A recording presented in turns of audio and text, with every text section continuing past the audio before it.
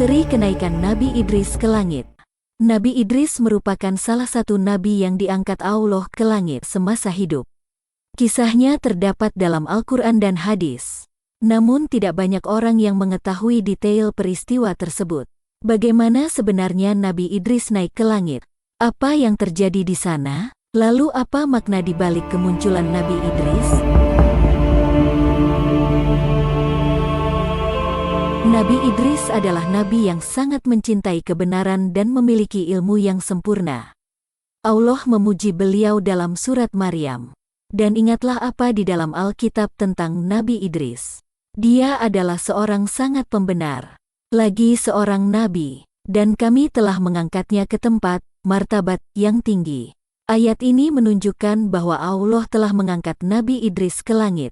Namun tidak menjelaskan kapan dan bagaimana hal itu terjadi. Untuk mengetahui hal itu, kita harus merujuk kepada hadis-hadis yang menceritakan kisah Nabi Idris. Salah satu hadis yang paling terkenal adalah hadis yang diriwayatkan oleh Imam Bukhari dan Muslim dari Anas bin Malik, bahwa Rasulullah Shallallahu Alaihi Wasallam bertemu dengan Nabi Idris di langit keempat saat peristiwa Isra Miraj. Ini menunjukkan bahwa Nabi Idris masih hidup di langit keempat, dan bukan di langit ketujuh seperti yang dikira oleh sebagian orang.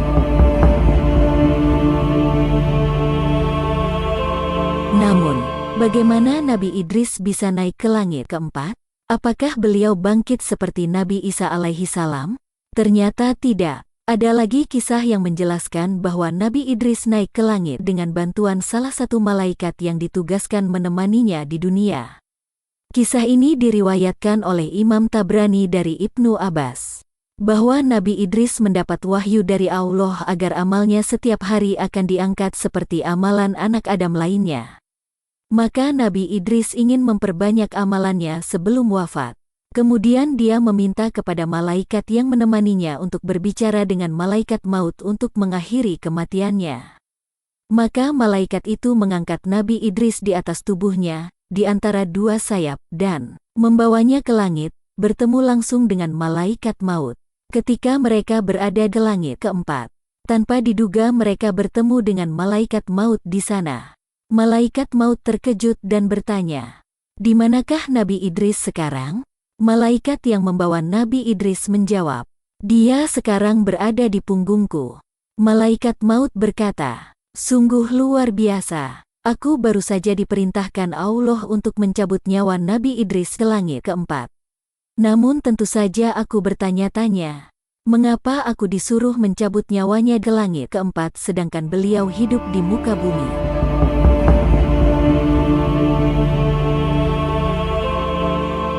Maka malaikat maut mencabut nyawa Nabi Idris ke langit keempat, dan Allah menetapkan tempatnya di sana. Inilah rahasia Allah yang tidak diketahui siapapun kecuali Allah.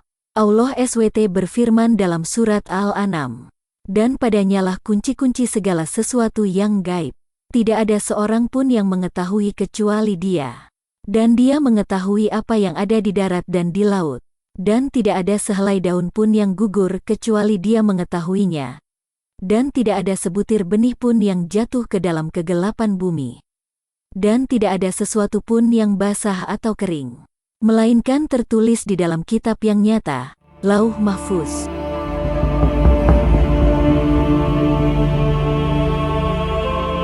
Dari kisah Nabi Idris, kita dapat mengambil beberapa pelajaran. Di antaranya, kita harus mencintai kebenaran dan beramal saleh seperti Nabi Idris. Karena Allah akan mengangkat derajat orang-orang yang beriman dan bertakwa. Kita harus bersyukur atas nikmat Allah yang telah memberikan kita kesempatan untuk hidup di dunia dan beribadah kepadanya. Karena kita tidak tahu kapan ajal kita akan datang. Kita harus percaya kepada takdir Allah yang telah ditetapkan untuk kita. Karena Allah mengetahui segala sesuatu yang gaib dan Dia Maha Adil dalam segala urusannya. Semoga konten ini bermanfaat dan menambah wawasan kita tentang kisah Nabi Idris. Wallahu a'lam bishawab.